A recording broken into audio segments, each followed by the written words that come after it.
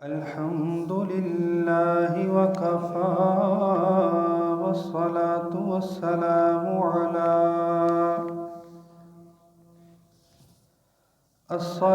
والسلام على عباده الذين اصطفى خصوصا على سيد الرسل وخاتم الأنبياء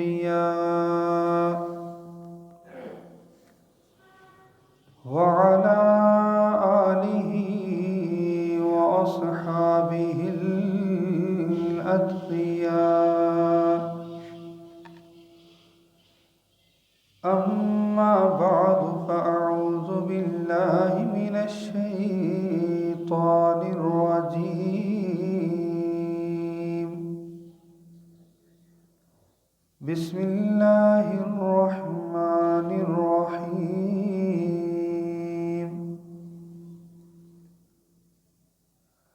شهر رمضان الذي أنزل فيه القرآن هدى للناس وبينات من الهدى والفرقان.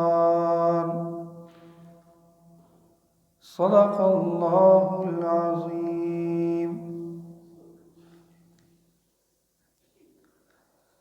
نہایت واجب الکرام معزز سامعین، اللہ تعالیٰ کا فضل اور کرم ہے کہ اللہ تعالیٰ نے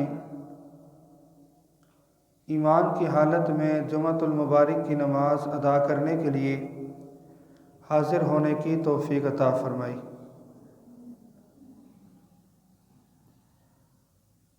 شعبان المعظم کا مہینہ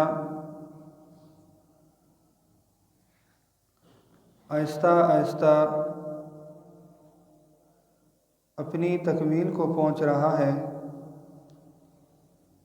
اور اس کے بعد آنے والا مہینہ رمضان المبارک کا مہینہ ہے. اس لیے آج کل مختلف قسم کی تقاریب، محافل، پروگرام وہ استقبال رمضان کے لحاظ سے ہو رہے ہیں کہ رمضان المبارک کا استقبال ہمیں کس طرح سے کرنا چاہیے. اسی عنوان سے آج گفتگو ہوگی. اللہ رب العالمین سے دعا ہے اللہ رب العالمین سمجھنے کی توفیق عطا فرمائے. عبادات اپنے اندر ایک اثر رکھتی ہیں. انسان جب بھی کوئی بھی عبادت خالصتاً اللہ رب العالمین کی رضا کے لیے کرتا ہے، اخلاص کے ساتھ کرتا ہے، تو اس کے دل میں اللہ رب العالمین کی محبت پیدا ہوتی ہے، اللہ رب العالمین کی عظمت پیدا ہوتی ہے کہ میں اس عظیم اللہ کی عبادت کر رہا ہوں جس اللہ نے مجھے پیدا کیا ہے، مجھے وجود دیا ہے. اور جب انسان اللہ رب العالمین کی عظمت کو، اللہ رب العالمین کی محبت کو پا لیتا ہے، تو وہ انسان کبھی بھی پھر ابلیس، شیطان کے راستے کا انتخاب نہیں کرتا. وہ اپنی زندگی کو مکمل طور پر اس طرح سے گزارتا ہے جیسے اللہ رب العالمین کی چاہت ہے. لیکن انسانی طبیعت ہے کہ انسان بسا اوقات خواہشات کی تکمیل میں لگ جاتا ہے، اور وہ اپنی خواہشات پوری کرتے کرتے کرتے اللہ رب العالمین کے راستے سے دور ہو جاتا ہے. اس لیے اللہ رب العالمین نے انسان کی ہدایت کے لیے بہت سارے اسباب پیدا کیے. ان میں ایک سبب رمضان المبارک کا مہینہ ہے کہ 11 مہینے انسان کھا بھی رہا ہے، پی بھی رہا ہے، اور اپنی مرضی کے مطابق وہ زندگی بسر کر رہا ہے۔ ان 11 مہینوں میں جیسی زندگی انسان سے مطلوب ہے ویسی وہ گزار نہیں رہا، بلکہ وہ اپنی من چاہی زندگی گزار رہا ہے۔ رب چاہی زندگی سے اس نے اپنے آپ کو دور کر لیا۔ تو اللہ رب العالمین نے ایک مہینہ رمضان المبارک کی صورت میں مسلمانوں کو بطور تحفے کے دیا، بطور نعمت کے دیا کہ اس مہینے میں واپس لوٹ کر انسان اس جگہ پر آ جائے، وہ زندگی گزارنے لگ جائے جو زندگی مسلمان سے مطلوب ہے۔ اور یہ عین مشاہدے کی بات ہے کہ جب رمضان المبارک کا مہینہ آتا ہے تو وہ مسلمان جو اپنے 11 مہینے ذات باری تعالیٰ کی مخالفت میں گزار رہا ہوتا ہے، ان میں بھی اکثر مسلمان ایسے آپ دیکھیں گے کہ فوراً اپنی خواہشات کو ترک کر کے وہ اللہ رب العالمین کے مطابق زندگی گزارنے کے لیے تیار ہو جاتے ہیں۔ مثلا ایک بندہ سگریٹ کا نشہ کرتا ہے، نسوار کا نشہ کرتا ہے، لیکن اب اس کے علم میں ہے کہ یہ باتیں شریعت میں کوئی مستحسن نہیں سمجھی جاتی، شریعت اسلامیہ ان کی اجازت نہیں دیتی، لیکن باوجود اس کے وہ اس برائی کے اندر پایا جاتا ہے، اور اس برائی کے اندر وہ اتنا منہمک ہے کہ اس کو جب تک وہ ان نشے کی چیزوں پہ نہ جائے تو اس کی زندگی میں سکون نہیں آتا، وہ اتنا آگے بڑھ چکا ہے۔ لیکن رمضان المبارک کا مہینہ آئے گا، فوراً وہ اپنا یہ نشہ چھوڑ دے گا، پورا دن روزے کی حالت میں وہ سگریٹ نہیں پیتا، اسی طرح وہ نسوار نہیں رکھے گا، وہ اپنے آپ کو بچا لیتا ہے۔ وہ بندہ جو 11 مہینے اپنے آپ کو 1-2 گھنٹے بھی نہیں بچا سکتا، لیکن وہ صبح صادق سے لے کر غروب آفتاب تک اپنے آپ کو بچا لیتا ہے، وہ کسی قسم کا نشہ نہیں کرتا کہ میرا روزہ خراب ہو جائے گا۔ اسی طرح وہ بندہ جو سال پورا یعنی 11 مہینے وہ نمازیں ادا نہیں کرتا، کبھی کبھار کسی نماز میں چلا گیا تو چلا گیا، وگرنہ اس کی عادت میں یہ بات نہیں ہے 5 وقت نماز ادا کرنا۔ ہاں جمعے کے لیے وہ پہنچ جاتا ہے، لیکن 5 وقت کا نمازی نہیں ہے۔ رمضان المبارک کے مہینے میں اس کی بھی چاہت یہ ہوتی ہے کہ میں فوراً کام ختم کروں، سمیٹ لوں کہ نماز کا وقت ہو رہا ہے، اور وہ نماز کے لیے آ جاتا ہے۔ اور رمضان میں ہماری مسجدیں بارونق ہو جاتی ہیں، آباد ہو جاتی ہیں، وہی لوگ آتے ہیں جو عام دنوں میں بھی رمضان کے علاوہ بھی اسی آبادی کا حصہ ہیں، مگر وہ مسجد کا حصہ نہیں بنتے۔ تو اس لحاظ سے اللہ رب العالمین نے ایک مہینہ رکھا کہ جس میں اس دور میں بھی لوگوں کے دل مڑ جاتے ہیں اور وہ فوراً اس راستے پہ آ جاتے ہیں جو راستہ اللہ رب العالمین کو پسند ہے، اس پہ انسان چلتا ہے۔ اب اس مہینے کے لیے ہم نے اپنے آپ کو پہلے سے کس طرح تیار کرنا ہے، کچھ باتیں آج کے اس درس میں ذکر کی جائیں گی۔ 3 قسم کے لوگ ہوتے ہیں۔ ایک وہ لوگ ہوتے ہیں جو عادتاً روزہ رکھتے ہیں، جن کی زندگی زیادہ تر عادت پہ چلتی ہے۔ نماز پڑھیں گے تو عادتاً ان کی عادت ہے، انہوں نے نماز پڑھنی ہے، وہ آئیں گے نماز پڑھیں گے چلے جائیں گے۔ رمضان کے روزے رکھنے ہیں، ان کی عادت ہے، نہ وہ کچھ کھائیں گے نہ پئیں گے، صبح سے لے کر شام تک باقاعدہ روزے کی حالت میں ہوں گے، لیکن وہ عبادت عادتاً کر رہے ہوتے ہیں۔ اس عبادت سے نہ ان کو لذت حاصل ہوتی ہے، نہ ہی ان کو کوئی ایسا فائدہ حاصل ہوتا ہے جس فائدے کے لیے اللہ رب العالمین نے رمضان مبارک کو رکھا ہے، وہ فائدہ ان کو حاصل نہیں ہوتا۔ اسی طرح قیام اللیل تراویح میں بھی آتے ہیں، 20 رکعات تراویح پڑھیں گے، قرآن مقدس سنیں گے، لیکن عادتاً وہ قرآن ان کے دل میں گھر نہیں بناتا۔ دوسری طرح کے وہ لوگ ہوتے ہیں کہ جو رمضان المبارک کے مہینے کو ایک بہت بڑا بہار سمجھتے ہیں، اور وہ آئے دن یہ بات کرتے ہیں کہ رمضان بھی قریب آ گیا ہے، جلدی کریں رمضان بھی آ گیا ہے، اوہو پھر ابھی تو رمضان گزرا تھا پھر آ گیا ہے، اب 30 دن کے روزے رکھیں گے۔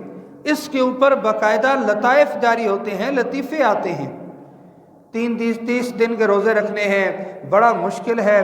پھر کچھ لوگ جو اس قسم کے ہیں، جن کو یہ بار محسوس ہو رہا ہوتا ہے، وہ کیا کرتے ہیں کہ وہ اپنی تیاریاں عید کے لحاظ سے تو کرتے ہیں، رمضان کے لحاظ سے تیاری وہ قطعاً نہیں کرتے۔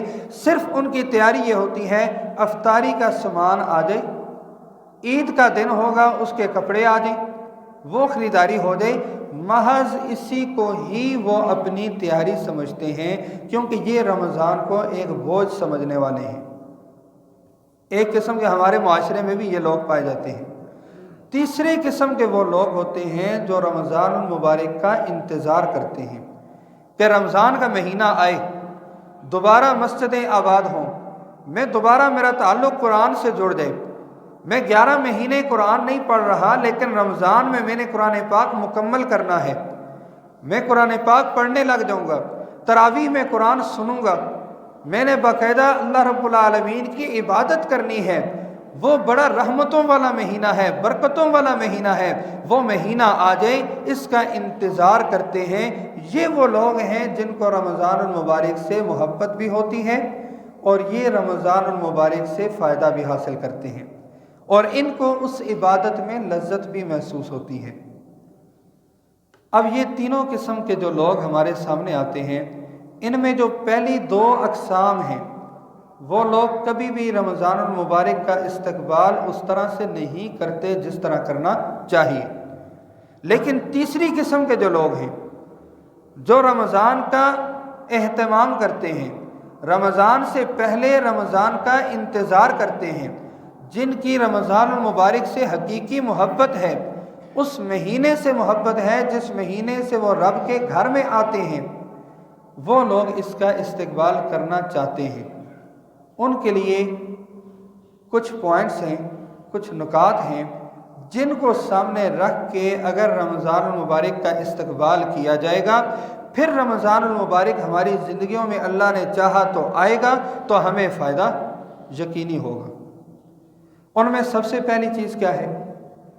سب سے پہلی اور بنیادی چیز ہے کہ انسان میں احساس ہونا چاہیے، احساس ہو، عظمتوں کا احساس کہ رمضان المبارک ایک ایسا مہینہ ہے، بقیہ بھی مہینے ہیں، سال تکمیل ہونے میں 12 مہینے درکار ہوتے ہیں، لیکن ان 11 مہینوں میں یہ خصوصیات نہیں ہیں جو رمضان المبارک میں ہیں۔ سب سے بڑی خصوصیت اس کی عظمت کیا ہے کہ اللہ رب العالمین نے رمضان المبارک میں قرآن مقدس نازل کیا۔ شہر رمضان الذی انزل فیہ القرآن، آسمان دنیا پر قرآن مقدس نازل ہوا رمضان المبارک میں۔ وہاں سے آگے پھر آہستہ آہستہ 23 سال کو مبیش عرصے میں نازل ہوا۔ تو رمضان المبارک کو اللہ رب العالمین نے ایک مقام دیا، امتیازی مقام دیا کہ آسمان دنیا پر جو قرآن پاک نازل ہوا ہے وہ اس مہینے میں نازل ہوا۔ اسی مہینے میں اللہ رب العالمین کے محبوب پیغمبر امام الانبیاء صلی اللہ علیہ وسلم نے 3 عشروں کا ذکر کیا ہے۔ سنن بہقی کی روایت ہے، حضرت سلیمان فارسی رضی اللہ تعالیٰ راوی ہیں۔ اس روایت کے آخر میں امام الانبیاء صلی اللہ علیہ وسلم فرماتے ہیں کہ اس کا پہلا عشرہ رحمت کا ہے، دوسرا عشرہ مغفرت کا ہے، اور تیسرا عشرہ جہنم سے نجات کا ہے۔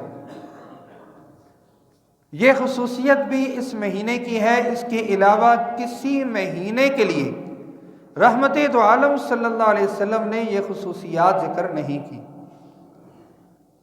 پھر اس مہینے کی ایک عظمت یہ ہے کہ اللہ رب العالمین نے اس میں وہ رات رکھی ہے جو 1000 مہینوں سے بہتر ہے۔ انا انزلناہ فی لیلۃ القدر، لیلۃ القدر رکھی، فرمایا کہ لیلۃ القدر جو ہے خیر من الف شہر، 1000 مہینوں سے بہتر رات رحمت دو عالم صلی اللہ علیہ وسلم اور رب العالمین کے فرمان کے مطابق وہ اس رمضان المبارک میں ہے۔ اور آپ علیہ السلام نے یہاں تک فرمایا جو بندہ اس رمضان میں کوئی فرض ادا کرتا ہے، رمضان المبارک کے علاوہ کسی مہینے میں کوئی فرض ادا کرے گا تو 70 فرائض بڑھ کر اس کو اجر ملے گا۔ اس نے رمضان کے علاوہ 70 فرائض ادا کیے، رمضان میں ایک فرض ادا کیا تو ان کا ثواب برابر ہے، یعنی 70 گنا بڑھ کے ملتا ہے۔ یہ فضیلت بھی اس مہینے کے ساتھ ہے۔ تو اللہ رب العالمین نے اتنا عظیم مہینہ مسلمانوں کو دیا، اس کا احساس کرنا سب سے پہلے۔ جب ہمیں یہ احساس ہوگا کہ رمضان عظمتوں والا مہینہ ہے، رمضان المبارک رحمتوں والا مہینہ ہے، مغفرت والا مہینہ ہے، جہنم سے نجات کا بہت بڑا ذریعہ ہے، 1000 راتوں سے بڑھ کر اس میں عظمت والی رات موجود ہے، 1000 مہینوں سے بڑھ کر، تو اب مسلمان ان پہلی 2 کیٹیگریز سے نکل جائے گا جو میں نے پہلے ذکر کی ہیں، ان سے وہ نکل کر تیسری میں آ کر کھڑا ہو جائے گا۔ نہ وہ ان لوگوں میں رہے گا جو صرف عادتاً روزہ رکھتے ہیں، نہ ہی وہ ان لوگوں میں رہے گا جو رمضان المبارک کو ایک وزن، ایک بھار اور ایک تکلیف اکتاہٹ کا باعث سمجھتے ہیں، الفاظ دیگر مصیبت سمجھتے ہیں۔ ان دونوں طبقات سے نکل کر وہ بندہ تیسرے طبقے میں آئے گا۔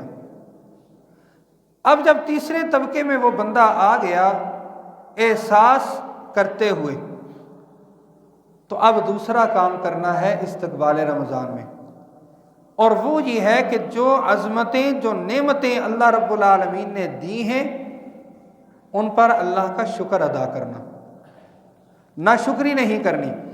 یہ ہم نے آج سے اپنی عادت بنانی ہے۔ استقبال کا مطلب یہ ہوتا ہے کہ ابھی رمضان المبارک کا مہینہ آیا نہیں ہے، آج سے ہم نے یہ عادت بنانی ہے کہ رب تعالیٰ کی ہر نعمت پر ہم نے اللہ کا شکر ادا کرنا ہے۔ آج سے ہم اللہ رب العالمین کے شاکر بندے بنیں گے، اللہ رب العالمین کے شکر گزار بندے بنیں گے، پھر ہم رمضان المبارک کی قدر کر سکتے ہیں، وگرنہ اتنا عظیم مہینہ بھی آ کے چلا جائے گا اور ہم اس کا شکر ادا نہیں کر سکیں گے۔ اور شکر کی الگ فضیلتیں ہیں قرآن مقدس میں، یہاں تک کہ اللہ رب العالمین نے فرمایا ما یفعل اللہ بعذابکم ان شکرتم وآمنتم، اگر تم اللہ رب العالمین کا شکر ادا کرتے ہو، تم کامل ایمان لانے والے ہو، ما یفعل اللہ بعذابکم، اللہ نے تمہیں عذاب دے کر کرنا کیا ہے؟ یعنی اللہ قطعاً اس انسان کو عذاب میں مبتلا نہیں کرتے جو بندہ شکر کرنے والا ہوتا ہے۔ اور یہاں تک کہ جس وقت ابلیس نے یہ اعلان کیا لَأَقْعُدَنَّ لَهُمْ صِرَاطَكَ الْمُسْتَقِيمَ، کہ میں صراط مستقیم پر بیٹھوں گا، ان راستوں کو گمراہ کرنے، ان لوگوں کو گمراہ کرنے کے لیے صراط مستقیم میں جا کر بیٹھ جاؤں گا۔ ثُمَّ لَآتِيَنَّهُم مِّن بَيْنِ أَيْدِيهِمْ وَمِنْ خَلْفِهِمْ وَعَنْ أَيْمَانِهِمْ، کیا فرمایا کہ میں ان کے آگے سے بھی حملہ کروں گا۔ ابلیس 11 مہینے اب وہ حملہ کرنے کے در پہ ہے، وہ لگا ہوا ہے، کہتا ہے میں آگے سے بھی حملہ کروں گا، ان لوگوں کے پیٹھ پیچھے سے بھی حملہ کروں گا، دائیں جانب سے بھی حملہ کروں گا، بائیں جانب سے بھی حملہ کروں گا۔ ساری کی ساری باتیں کرنے کے بعد اللہ رب العالمین نے فرمایا تو میرے شاکر بندوں میں سے کسی کو بھی نہیں پائے گا، جو میرا شکر ادا کرنے والے ہیں وہ کبھی تیرے ہاتھ نہیں آئیں گے، اس لیے کہ جو میرا شکر ادا کرنے والا ہے اس کو میں اور بڑھ کر ہدایت عطا کرتا ہوں، وہ ہدایت کے راستے میں اور بڑھ کر جاتا ہے۔ لَإِن شَكَرْتُمْ لَأَزِيدَنَّكُمْ، تو اس نعمت کا ہم نے شکر ادا کرنے کے لیے آج اپنے آپ کو تیار کرنا ہے، ہم اللہ رب العالمین کے شاکر بندے بن جائیں۔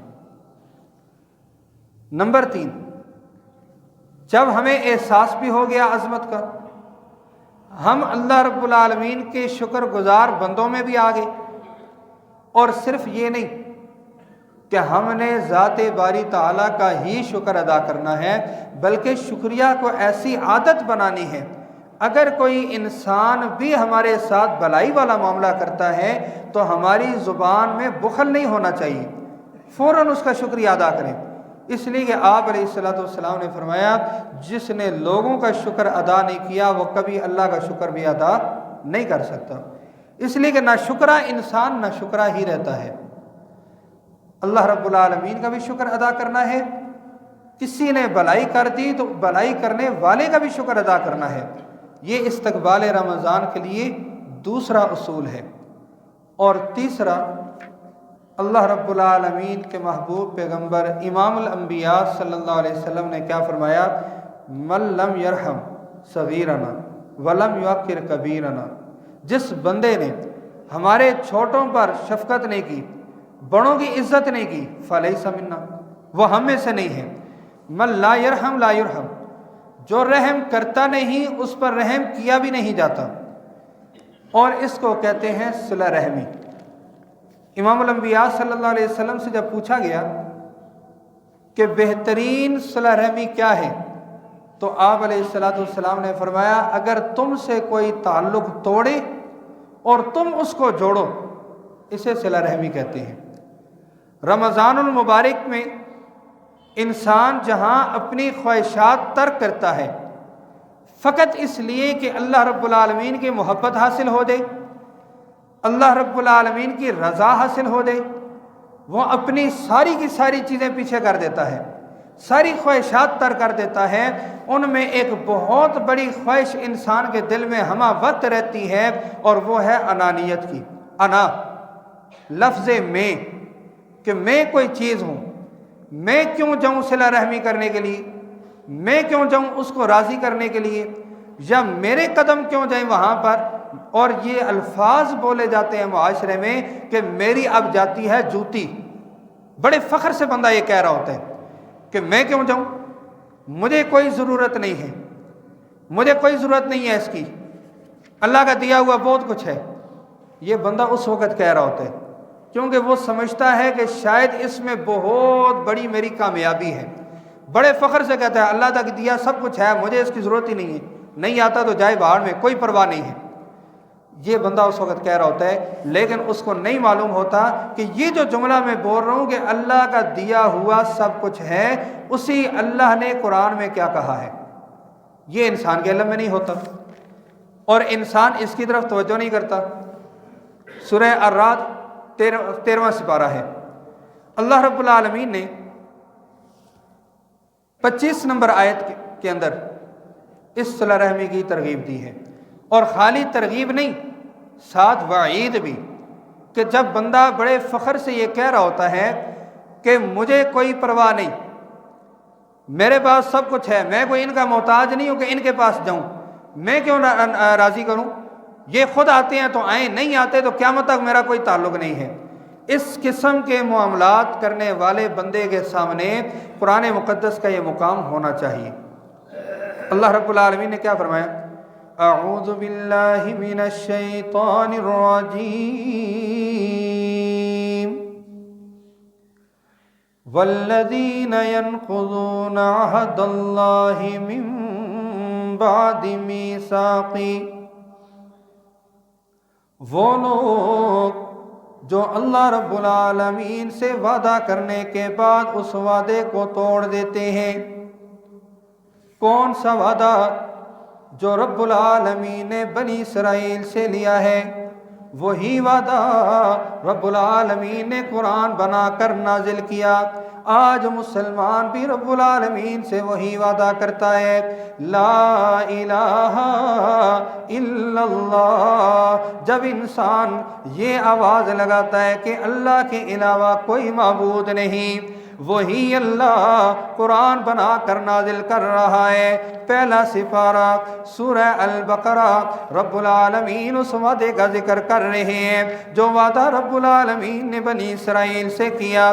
فرمایا وَإِذْ أَخَذْنَا مِيثَاقَ بَنِي إِسْرَائِيلَ، یاد کرو نا اس وقت کو جب ہم نے بنی اسرائیل سے وعدہ لیا تھا۔ کون سا وعدہ؟ میثاق بنی اسرائیل، پکا وعدہ۔ میثاق کہتے ہیں پکے وعدے کو، پکا وعدہ لیا بنی اسرائیل سے۔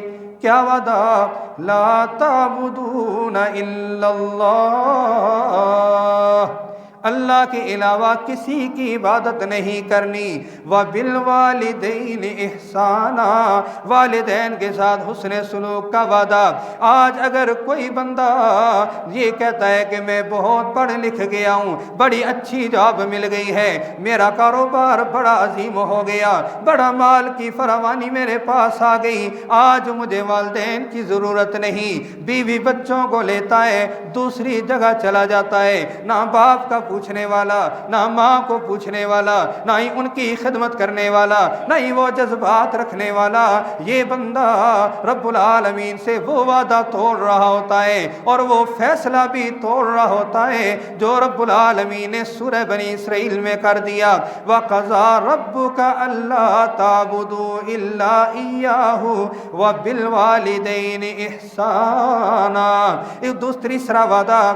وَذِي الْقُرْبَىٰ وَالْيَتَامَىٰ وَالْمَسَاكِينِ وَابْنِ السَّبِيلِ وَالْمَسَاكِينِ وَقُولُوا لِلنَّاسِ حُسْنًا۔ یہ وعدے انسان اللہ سے کر رہا ہے۔ کیا وعدہ؟ کہ میں قریبی رشتہ داروں کے ساتھ بھی حسن سلوک کروں گا، میں نے مسکینوں کے ساتھ بھی حسن سلوک کرنا ہے، منہ نہیں پھیر لینا۔ اسی طرح میں نے ہر بندے سے اچھی بات کرنی ہے، گالیاں نہیں دینی۔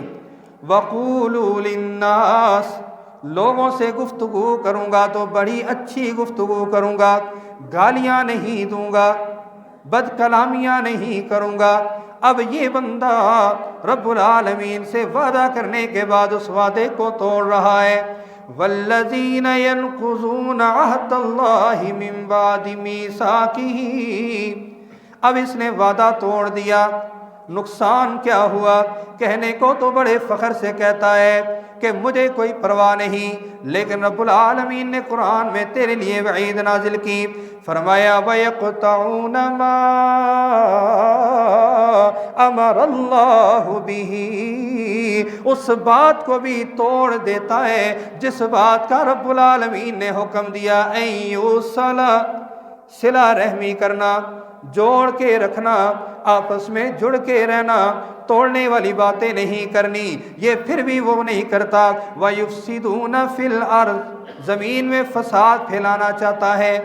خاندان ٹوٹتے ہیں تو ٹوٹ جائیں، گھر اجڑتے ہیں تو اجڑ جائیں، میری بیٹی کا سواگ اجڑتا ہے تو اجڑ جائے، میں کبھی بھی پیش قدمی نہیں کروں گا۔ میں نے اگر خامند ہے اس کے اندر بھی انانیت آ گئی۔ فرمایا اولئک لعنہم اللہ، یہ لوگ ہیں اولئک لعنہم اللعنۃ ولہم سوء الدار، یہی وہ لوگ ہیں جن پر رب العالمین کی لعنتیں برس رہی ہوتی ہیں۔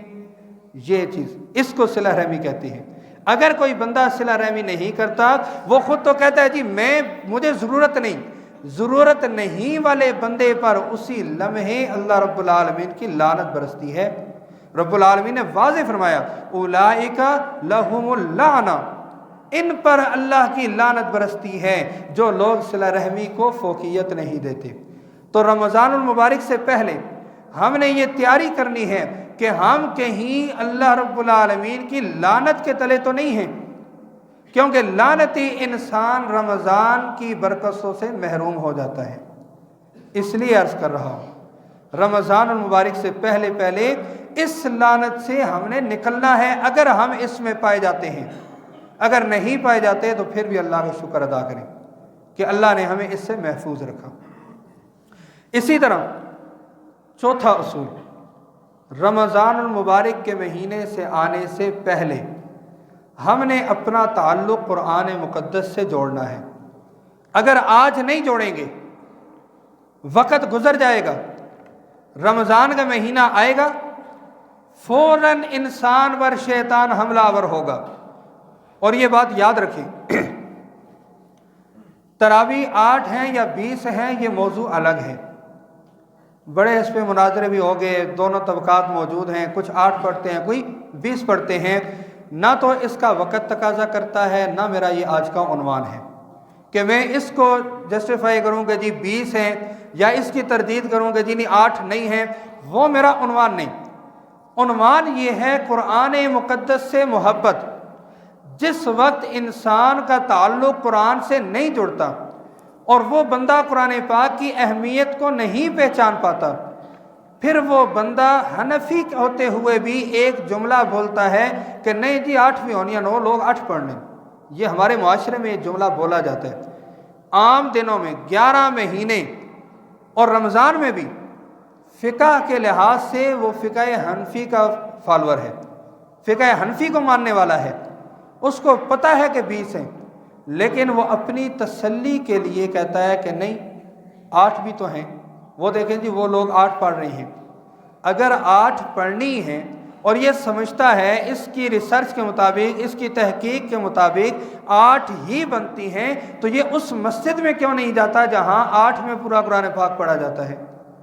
یہ وہاں نہیں جاتا اس لیے کہ اس کو پتہ ہے کہ وہاں لمبی لمبی تراویحاں ہوں گی، تب جا کر کہیں 8 میں سوا سپارہ مکمل ہوگا. لیکن یہ یہاں پر آئے گا 20 تراویح والی جگہ پر، وہاں سے یہ بھاگ جائے گا 8 کا، دل کو تسلی دیتے ہوئے کہ نہیں 8 بھی تو ہوتی ہیں. یہ قرآن کی عظمت لے کر نہیں آیا. یہ ان لوگوں میں ہے جن کا سب سے میں نے پہلے ذکر کیا تھا. یہ جو میں نے 3 جماعتیں ذکر کی ہیں وہ آپ نے ذہن میں رکھنی ہیں. اس کے مطابق یہ ان پہلی دونوں جماعتوں میں سے کسی ایک سے ہے. ہم نے قرآن مقدس سے تعلق جوڑنا ہے، اور یہ تعلق جوڑنے کا بھی اللہ تعالیٰ نے قرآن میں کہا ہے. نہیں جوڑیں گے نقصان بھی ہوگا، اور واضح نقصان ہوتا ہے. انسان دیکھ رہا ہے، پڑھ رہا ہے، سمجھ رہا ہے، لیکن اس کو وہ نقصان پھر نقصان نہیں لگتا. ختم اللہ علی قلوبہم وعلی سمعہم وعلی ابصارہم غشاوہ. جب انسان کے دل پر مور لگ دے، مور جباریت، پھر اس کو ہدایت نصیب نہیں ہوتی. اس کے کانوں پہ مور لگ دے، اس کو ہدایت نصیب نہیں ہوتی. اسی طرح جب انسان کی آنکھوں کے سامنے پردے آ جائیں تو وہ حق بات کو دیکھ نہیں سکتا. من جملہ ان میں سے ایک امر آج بھی ذکر ہوتا ہے. قرآن پاک میں دیکھیں اللہ رب العالمین نے کیا فرمایا اس قرآن سے محبت جوڑنے کے لحاظ سے. فرمایا یا ایھا الناس قد جاءتکم موعظۃ من ربکم، اے بنی نوع انسان، قد جاءتکم موعظۃ من ربکم، تمہارے رب کی طرف سے تمہارے لیے ایک بہت بڑی نصیحت آئی ہے. اگر کوئی بڑا نصیحت کرے، چھوٹا کتنی جلدی اس کو ماننے کو تیار ہوتا ہے. اگر کوئی پیر نصیحت کر دے، مرید اس کو بڑے فخر سے لیتا ہے. لیکن یہاں پر نصیحت آئی ہے رب العالمین کی طرف سے. جس رب سے انسان صراط مستقیم مانگتا ہے، اسی رب کی طرف سے نصیحت آ گئی. موعظۃ من ربکم، تمہارے رب کی طرف سے تمہارے لیے نصیحت آئی. وشفاء لما فی الصدور، تمہارے سینوں کے لیے شفا بن کے آیا ہے یہ قرآن.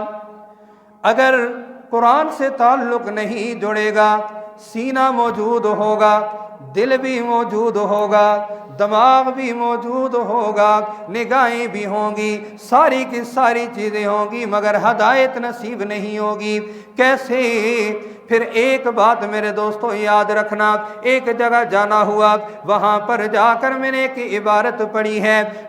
عبارت عام جگہ پہ نہیں، بہت خوبصورت انداز میں ٹائلوں پہ لکھی ہوئی ایک دربار کے اوپر. میں نے سوچا شاید کہ یہ عبارت کسی نے جہالت کی بنیاد پر لکھ دی. واپس آیا، گوگل پہ ڈالی، یقین مانے بڑی بڑی ویب سائٹوں پر بڑے بڑے علماء بھی عبارتیں نقل کر رہے ہیں. کتنی بڑی جہالت ہے میرے دوستوں. آپ بھی آخر قرآن پڑھنے والے ہیں، ایک عرصے سے قرآن سننے والے ہیں. کیا قرآن نے یہ نہیں کہا فَاذْكُرُونِي أَذْكُرْكُمْ، میرا ذکر کرو میں तुम्हारा जिक्र करूँगा। क्या कुरान ने ये नहीं कहा इज़ा सअलक इबादी अन्नी फ़इन्नी क़रीब। ओ मेरे महबूब पैगंबर, मेरा बंदा जब मेरे बारे में पूछे तो बताना करीब है। उजीबु दावत दाई इज़ा दान। क्या कुरान में ये मौजूद नहीं है? मौजूद है, ये भी मौजूद है। रब्बुकुम उदऊनी अस्तजिब लकुम। ज़िक्र अल्लाह कुरान का उन्वान है। अंबिया की दुआएं कुरान में मौजूद है। अल्लाह अल्लाह करने की तरगीब कुरान में मौजूद है।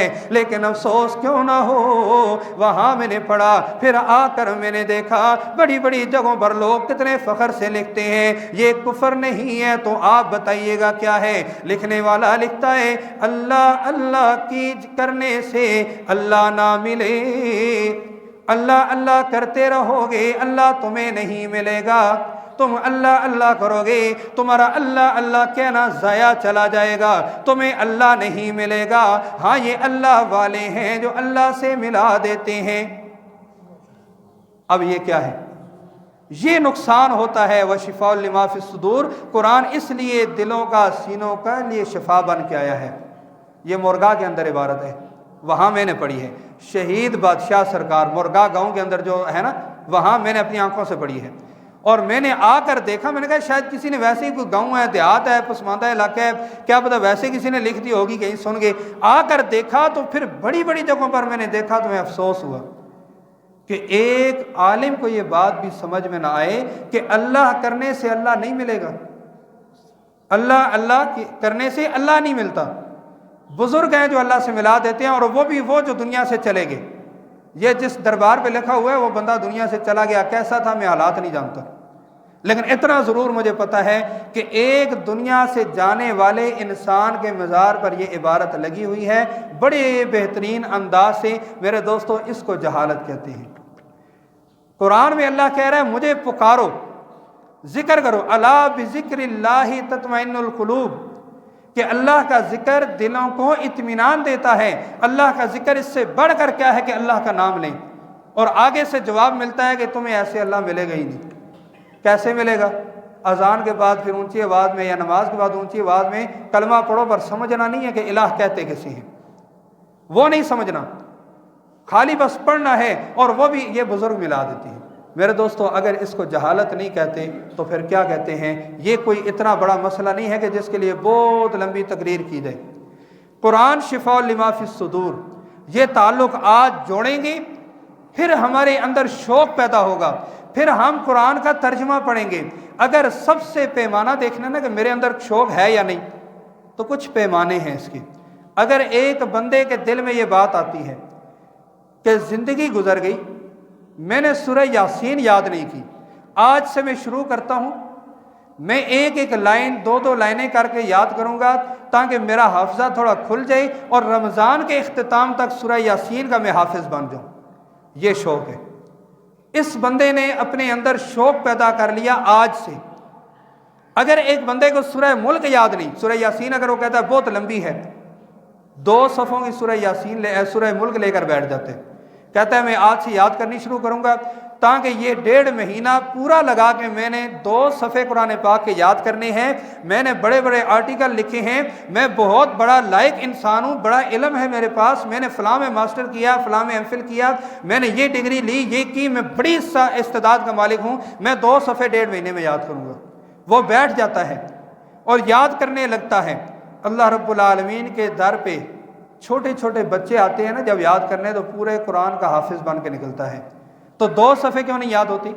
ये आज से अगर कोई बंदा ये नियत करता है और शुरू कर देता है तो इस बयान का, इस दर्स का, इस मस्जिद में आने का, बैठने का फ़ायदा है। और अगर वो ये कहता है कि कल से शुरू करूँगा, तो याद रखें हफ्ते में जितने दिन है किसी का नाम कल नहीं है, कल नहीं आती, कल कभी नहीं आती। आज से शुरू करें और वो कहे कि मैं सूरह मुल्क याद करूँगा और रोज़ाना रात को सूरह मुल्क पढ़ के सोऊंगा। ये कुरान से मोहब्बत है। तंगदस्ती है, सूरह वाक़या याद करूँगा, जाब नहीं मिलती, मैं सूरह मुज़म्मिल याद करूँगा, असर के बाद मैं उसको कसरत से पढ़ूँगा। ये जॉब का, नौकरी का एक बहुत बड़ा यानी वजीफ़ा है। अब वो सूरह मुज़म्मिल याद कर लेता है, टोटल 2 सफ़ों की भी नहीं है, اس کو قرآن پاک کا شوق کہتے ہیں۔ جب وہ یاد کرنے لگے گا پھر وہ قرآن پڑھنے لگے گا، اس کا ترجمہ پڑھے گا، اس کے آگے پھر وہ قدم اس کے اٹھیں گے اور وہ آخر یہاں درس قرآن میں آئے گا، یا کہیں بھی اس کے گھر کے پاس درس قرآن ہوتا ہے نہیں تو انٹرنیٹ پہ جب انٹرنیٹ یوز کرے گا تو وہ قرآن پاک کا درس سنے گا۔ شیخ القرآن مولانا غلام اللہ خان صاحب کا پورا دورہ تفسیر موجود ہے انٹرنیٹ پہ۔ اسی طرح کراچی والے مولانا صاحب ظہر علی خان صاحب ان کا موجود ہے بہترین درس قرآن۔ اسی طرح اور کئی ہیں، خلاصۃ القرآن کے عنوان سے موجود ہیں، وہ بندہ سننے لگ جائے گا۔ اس کو کہتے ہیں شوق، اور جب یہ شوق آئے گا تو قرآن آیا ہی انسانیت کی ہدایت کے لیے ہے۔ جتنی باتیں ہو سکتی تھی میں نے عرض کر دی، بقیہ انشاءاللہ العزیز اگلے درس میں ذکر کریں گے۔ اللہ تعالیٰ سمجھنے کی، عمل کرنے کی توفیق عطا فرمائے۔